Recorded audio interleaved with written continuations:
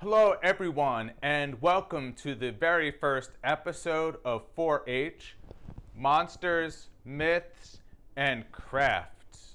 My name is Mr. Ted, and these are our very first two students. Would you please introduce yourselves and tell us a little bit about yourselves? I can go first. My name is Arges. I'm a Cyclops. I was born in Greece, and I'm 9 years old. Hello, class. My name is Brontes. I am also 9 years old. Argus is my brother. In 4-H, Monsters, Myths, and Crafts, we are going to learn so much about the monsters, myths, and characters of Greek mythology. We're going to meet the hundred-handed monster, the Cyclops, Ouranus, Gaia, and, of course, mighty thunderbolt-wielding Zeus. We're also going to build some pretty amazing crafts along the way. We're going to build a Cyclops paper mache puppet, tie-dyed t-shirts to represent Gaia and Ouranus, a thunderbolt Zeus kite, and we're going to make mittens for the hundred-handed monster. And I'm going to show you how to do it every step of the way. Also, in addition to everything else, I want to share a secret with you. You're going to leave this course with a superpower even greater than the thunderbolt of Zeus. Wow! What's the superpower? Yeah, what is it? You're going to leave this class with the superpower of empathy. What? Huh? What is empathy? Empathy is the ability to understand the thoughts, feelings, and motivations of someone else. And how is that a superpower? Yeah, I prefer a thunderbolt. Ha ha ha ha. Okay, let's see. Who has ever been bullied? I have been bullied. And what happened, Brontes? Tell us about it, please. There was a guy on my basketball team who kept calling me mean names like One-Eyed Brontes. He even tried to trip me once, and we're on the same team. He even called me an ugly monster. How did that make you feel, Brontes? I felt sad and angry. And what did you want to do? I wanted to fight him. Yeah, you should have fought him. And Argus, what would have happened to Brontes if he had fought this person? He would have gotten in a lot of trouble. Maybe even kicked off of the basketball team. Right. Brontes, why do you think this person treated you so unfairly? Because he is a mean person. He wanted to fight me. Okay, let's take a look at this. Who was this bully? Brontes, do you know where he lives? Do you know what his favorite color is? Do you know what his favorite food is? Do you know his favorite hobbies? No, I don't know any of those things. Do you know how he was feeling when he bullied you? No.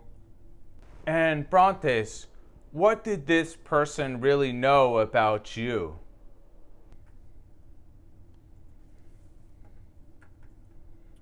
He doesn't know anything about me. He doesn't really know me at all. Brontes, if this person knew all of these things about you, where you grew up, what your favorite music is, what your favorite food is, all about your family and your friends and your hobbies, do you think he still would have bullied you? No! If they both understood each other, then they might actually have become friends. Yes, Argus, now we're getting somewhere. This is the empathy that I'm talking about. But, Mr. Ted, I still don't understand how this is a superpower. Good point, Argus. But what do you think, Brontes? How might understanding the thoughts, feelings, and motivations of someone else be a superpower? Well, if the person who bullied me and I understood each other, we might not be so quick to make judgments about each other. We could talk and maybe find some things that we share in common.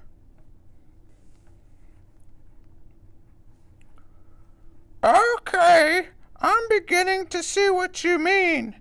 Maybe Brontes and this bully, they both like pizza, and they like to play video games. They might have a lot in common.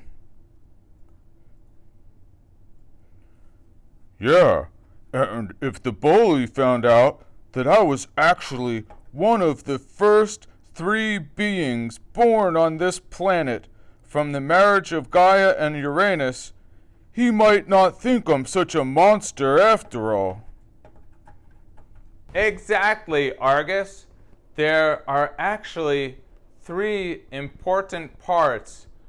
The first part is understanding how somebody else thinks. And what do we use to think? Our heads. Our brains. You both are correct. And what are some ways we can gain insight into how someone is thinking? I guess we could just ask them. Good, Argus. We can ask them questions. And those questions could be very simple. What kinds of questions might we ask someone to find out how they are thinking? We could ask them where they are from. We could ask them what their favorite food is. We can ask them about their favorite video games. Or favorite sports team. Those are all great questions to find out how somebody is thinking. Good job. The second part of developing our superpower empathy is understanding how someone else is feeling. With what do we feel emotions? Our hearts? Correct, Argus. We understand feelings by using our hearts. Have you ever seen someone get hurt and you could experience their pain even though it wasn't actually happening to you? Yes! Once, when I was skateboarding with my friend in the park, my friend tried to jump off the curb on his skateboard. He jumped, but when he landed, he fell off the skateboard and sprained his wrist. And how did you feel about your friend who fell, Argus? Oh, I felt bad for him. And what did you do? I asked him if he was okay, and I helped him stand up, and then I helped him get home. Excellent, Argos. Do you see how in this situation you used your superpower empathy to help out a friend in need? Yes. And now we're beginning to see how powerful empathy can be in your life. Because you are able to take on a friend's perspective, you are able to use empathy and help that person. Teacher, what is perspective? Good question, Brontes. Taking someone's perspective is seeing the world through their eyes and through their experiences. And we're going to practice that skill many more times throughout this course to increase our superpower of empathy. In fact, in our next episode, we're going to take the perspective of the Cyclopses, and we're going to learn all about their background and their history and their lives. You mean everyone is going to be learning about us? That's right, Arges and Brontes. We're going to be learning about you. But let's not get too ahead of ourselves. Why don't we learn a little bit more about Gaia and Ouranus, your parents? And Brontes, I see that you have a plain white t-shirt. Would you like to have a tie-dye t-shirt that's colorful like your brother's? That sounds cool. Okay, great. I will show everyone how to make a tie-dye t-shirt that represents the marriage of Gaia and Ouranus, or Earth and the sky. And for right now, let's all meet in Reading Corner to learn about the marriage of Gaia and Ouranus. I'll see you there. Hello, everyone. Welcome to Reading Corner. Today we will be reading from The Birth of the Cyclops. Please feel free to download a copy from our Google site. Chapter 1, The Beginning of Time. In the beginning of time, the sky was named Ouranus, the earth was named Gaia, and Ouranus and Gaia got married. They lived on a mountain on a small island. Their first 3 children were called the 100-handed monsters. They were giants, and they had 50 heads and 100 hands. Gaia then gave birth to 3 Cyclops. The 3 Cyclops were giants, and they were very strong. They only had 1 eye. Their eyes were at the center of their forehead. We'll stop there today, and I will meet you in the workshop. Hi, everyone. We're back at the workshop. Brontes is with us, and he would like to have his very own tie-dye t-shirt, just like his brother Arges, inspired by the marriage of Ouranus and Gaia. So let's get to work. Let's take a look at the supplies you will need to complete this project. First of all, you will need a youth small t-shirt. And the t-shirt should be 100% cotton. You will need 3 small bottles of tie-dye dyes. These can be purchased at any craft store or Walmart. I chose blue, red, and yellow, 3 primary colors. I also recommend that you use plastic gloves to avoid staining your fingers while you're tie-dyeing. Now, what I'm going to do is grab the center of the shirt and pinch the fabric with 2 fingers.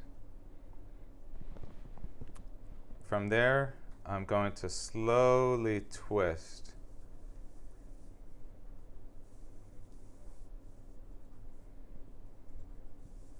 And continue twisting, making this nice spiral shape that will give us a very attractive design once we've applied the dyes.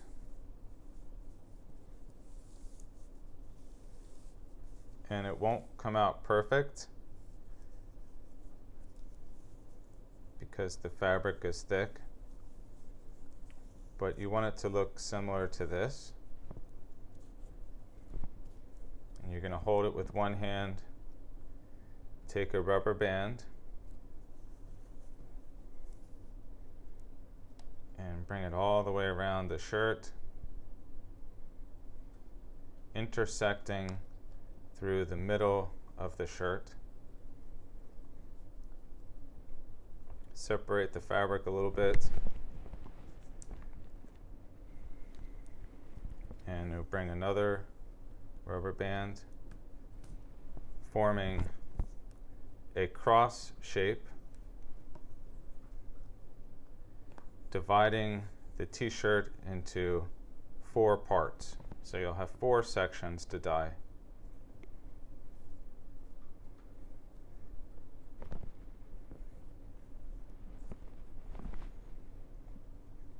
And each one of these sections will be a different color. Shake your dye to mix the powder with the liquid.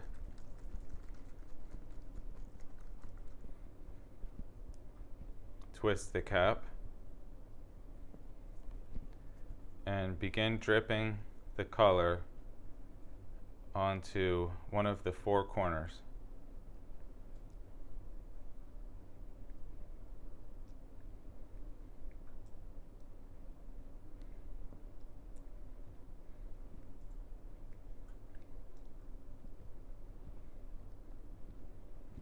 And this shirt is representing both Ouranus, the character from Greece who represents the sky, and it is also representing Gaia and their union in the beginning of Greek mythology. So I chose this blue color to represent the sky, and it's representing Ouranus because the sky is blue.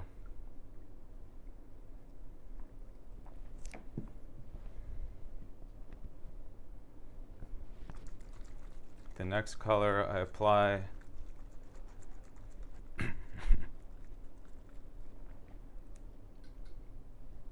is yellow.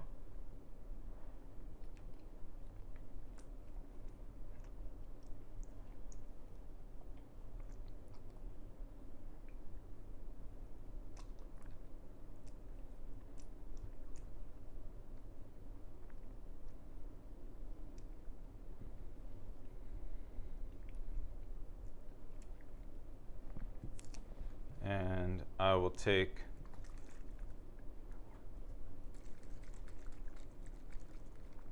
my red dye and apply it over here.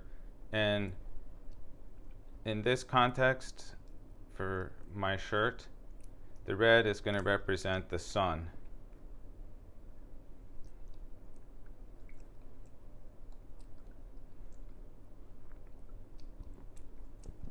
Which is part of the sky. And to represent the earth, I'm going to mix 2 colors together, yellow and blue. And when I do that, you'll see that I get a green.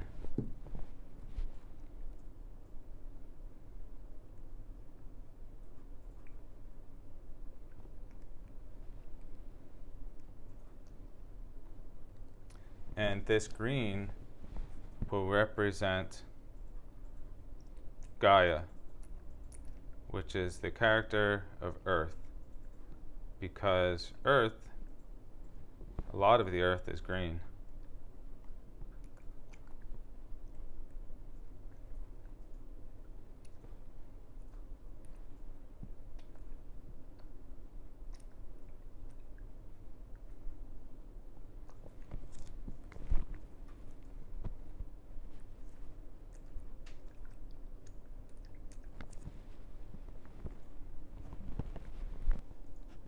And now our tie-dye t-shirt for Brontes is finished. Just let this sit for 24 hours. And at the end of 24 hours, rinse it out in your sink, spread it out, and you're going to see a wonderful blend of Ouranus and Gaia. Let's review what we've learned today. We learned about empathy and how empathy can help us to understand the thoughts, feelings, and motivations of somebody else. We talked about taking somebody else's perspective and how important that skill is for developing our superpower of empathy. And next episode, we're going to build our paper mache Cyclops so we can really get inside the head of our Cyclops. I can't wait, so I'll see you next episode.